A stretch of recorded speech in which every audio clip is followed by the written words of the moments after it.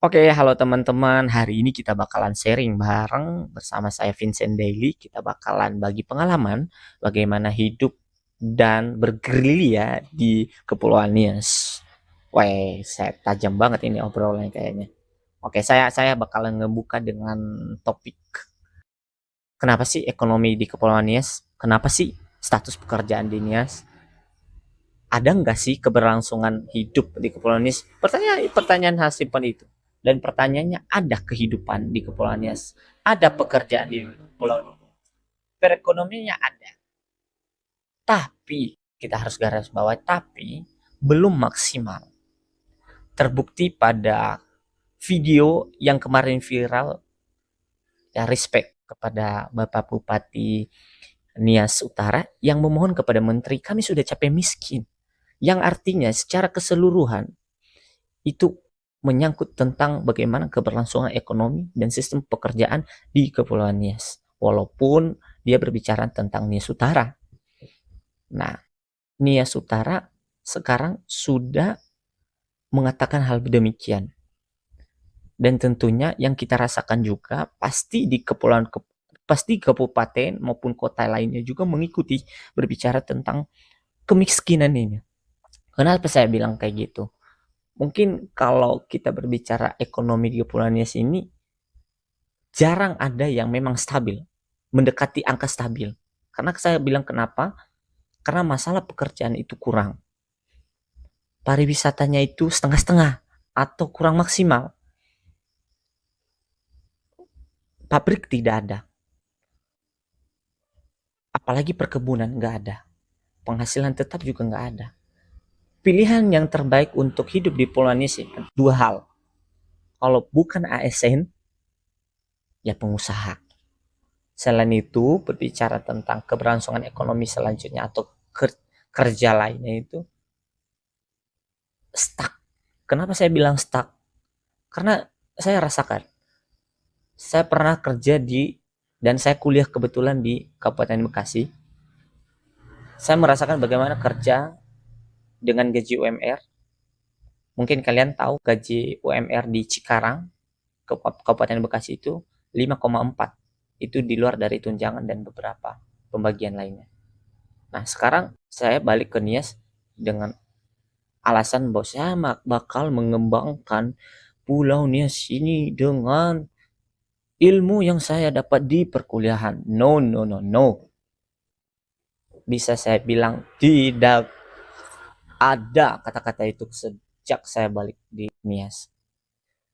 Karena kenapa? Ekonomi di Nias ini cuman hanya mengandalkan ketika kamu bukan pengusaha atau ASN, kebun sendiri.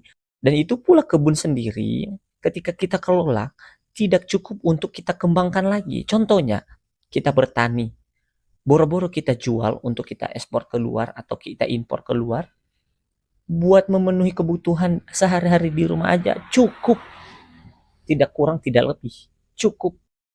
Bahkan di hitungan rata-rata ada yang di bawah standar minimum untuk penghasilan atau penghasilan di pertanian di Kepulauan Nias. Untuk masa pekerjaan kepada orang-orang yang sudah atau oke, saya saranin sebelum kita masuk dalam hal itu, saya saranin kawan-kawan yang sedang berkuliah atau yang sudah sarjana, saya saranin untuk mencari pekerjaan yang layak dulu di luar sana, di luar Kepulauan Nias untuk mencari modal.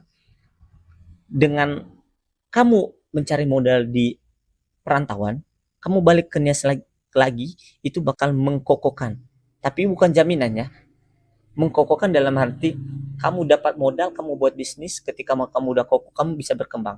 Kalau belum berani untuk melakukan hal itu, mengambil resiko itu untuk balik ke Pulau Nias, saya tidak menyarankan. Karena saya menjalani hidup di Pulau Nias ini, berbicara kita bekerja di kedinasan atau PTT, menjadi guru dan segala macamnya, gaji tidak ada.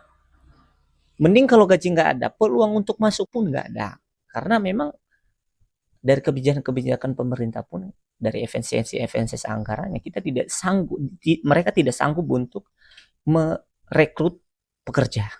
Itu yang pertama. Yang kedua, ketika kamu sudah sudah memiliki titel atau gelar sarjana pun tidak menjamin bahwasanya kamu bisa dapat pekerjaan yang layak.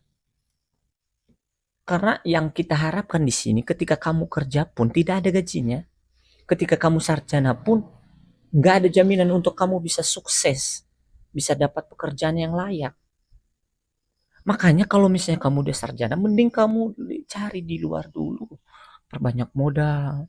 Atau coba untuk tes-tes. Banyaklah tes-tes untuk dapat kerja kontrak di luar sana. Daripada ke Polonias. Karena stuck. Apalagi saya teknik dengan efisiensi anggaran dengan fisik yang sekarang tidak ada di Nias Barat, kemungkinan besar kami sebagai anak teknik tidak memiliki pekerjaan yang sesuai dengan standar dari perkuliahan kami, yaitu teknik. Jarang, bukan nggak ada. Sorry, ralat. Bukan nggak ada, tapi peluangnya dikit. 30%, nggak nyampe 25% ada. Dan itu sudah dipegang oleh Ordal. Sorry, Ordal. Sorry, Ordal. Jadi, nah, kenapa saya lebih tertarik Nias ini harus kita lebih visioner lagi berbicara tentang bagaimana mengelola diri, minimal diri sendiri untuk bagaimana kita hidup di Kepulauan Nias ini.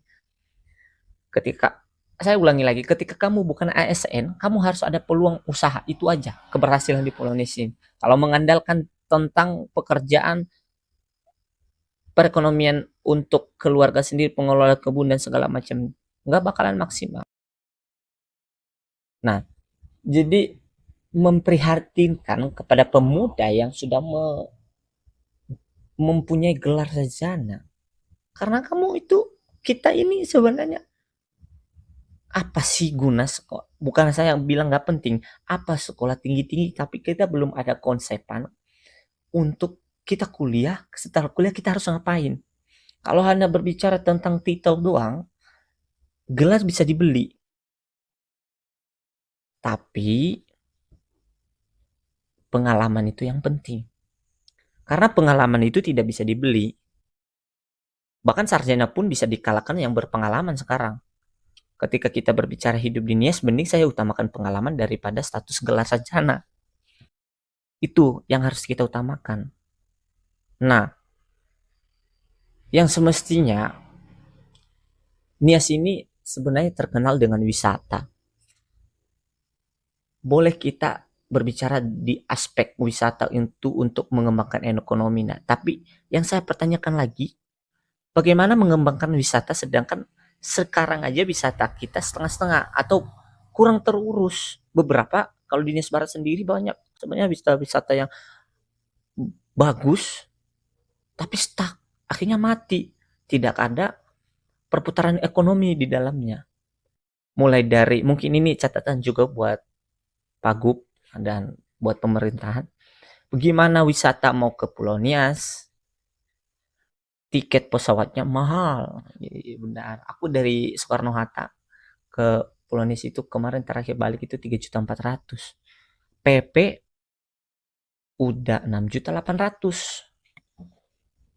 Mikir-mikir sih orang wisata ke Pulau Nias. Itu yang pertama. Yang kedua, ketika kita ketika kita berwisata di Pulau Nias, pertanyaan gini, apa yang harus dinikmati? Apa yang harus kita rasakan untuk fasilitas yang diadakan?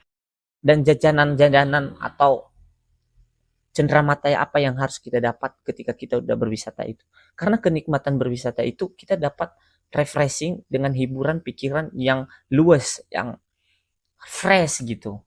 Nah, sedangkan wisata yang yang ada di rata-rata nggak semua ya di Kepulauan Nias ini ya stuck pengembangannya ya itu aja gitu. Apalagi di daerah saya si Rombo itu. Awalnya rame orang bermotoran di samping pantai dengan inisiatif ini termasuk penataan bukan saya so pintar tapi menurut saya dengan pengalaman saya di teknik kebetulan saya arsitek orang ke pantai itu ya tujuannya apa main pantai kenapa tiba-tiba di blok pakai beton mengurangi coba sekarang di Sirombo di pinggir pantai Sirombo jarang yang datang yang dulu-dulu rame di kepulauan di Sirombo itu untuk berwisata main main laut segala macam sepi Nah, ide-ide kreatif apa yang harus kita buat untuk terobosan baru pengembangan wisata itu? Biar kenapa? Kita tuh udah capek sebenarnya miskin. Memang saya aku itu udah capek miskin. Tapi kalau kita nggak ada pemikiran juga untuk berkembang, kalau misalnya cuma hanya disuapin doang, ya itu akan menjadi efek yang sangat buruk terhadap kita sendiri, terhadap diri saya sendiri. Nah, makanya dari situ saya sering kepada teman-teman, ayolah, apa yang harus kita pikirkan ke depannya? Kalau saya sendiri, saya lebih memikirkan ketika wisata. Aku lebih dominan ke wisata sih. Kalau misalnya kamu mau ngembangin wisata di Nias Barat, khususnya di tempat saya, gampang. Pertama, tidak hanya melalui investor swasta, bisa melalui pemerintahan, tapi saya nggak jamin karena efisiensi lagi awal. Enggak. Jadi boleh kita kembangin wisata, tapi jangan stuck. Apa yang harus pertanyaan gini, apa yang harus kita jajalin ke mereka?